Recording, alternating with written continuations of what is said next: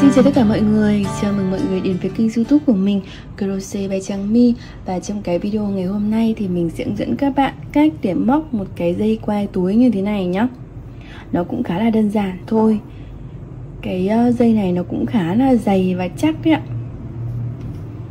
Tuy nhiên thì cũng sẽ phù hợp với những cái túi cỡ size nhỏ một chút thôi nhá. Cái dây đeo chéo mình đựng điện thoại và ví nhỏ thôi. Nguyên liệu để mình sử dụng cho cái sản phẩm này đó là sợi Amigo Cotton của Craftzan Việt Nam. Kim móc là kim 3.5mm nhá. Mình sẽ móc chập đôi 2 sợi ạ. Kéo và kim khâu ạ. Chiếc dây này, dây quai này mình cũng làm rất là đơn giản thôi. Các bạn sẽ móc giúp mình là 2 mũi bính ạ. Sau đó mình sẽ móc một đơn vào cái mũi bính đầu tiên ý.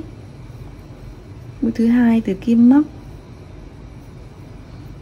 Các bạn sẽ lấy cái mũi này, cái mũi ngay trước đó, mũi mà mình đã bỏ qua, lấy lên và móc mũi đơn.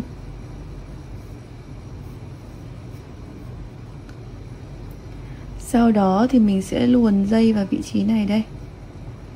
Mình luồn qua cả cái dây hai lần dây nhá.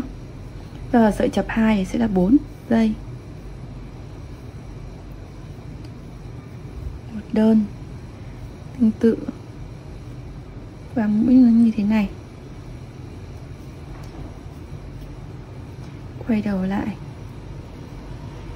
móc thành mũi đơn.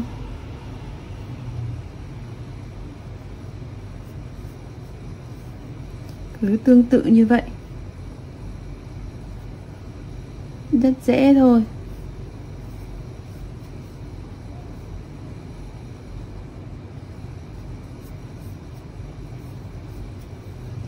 Tương tự như vậy thì các bạn sẽ móc cho đến khi nào mà các bạn được cái kích thước mà các bạn mong muốn nhé. Tùy theo là dây đai cho cái túi người lớn hay là túi trẻ con mà các bạn móc cái độ dài cho phù hợp nhé. Sau khi đã đủ kích thước rồi thì mình sẽ kết thúc như thế này. Các bạn thay vì mũi đơn thì các bạn sẽ móc một mũi trượt. Sau đó thì mình sẽ cắt chỉ thôi. Ở đây thì mình không giấu chỉ, mình để chỉ dài để tùy theo cái sản phẩm mà mình sẽ sử dụng cái chỉ này để mình khâu nối vào cái túi ạ.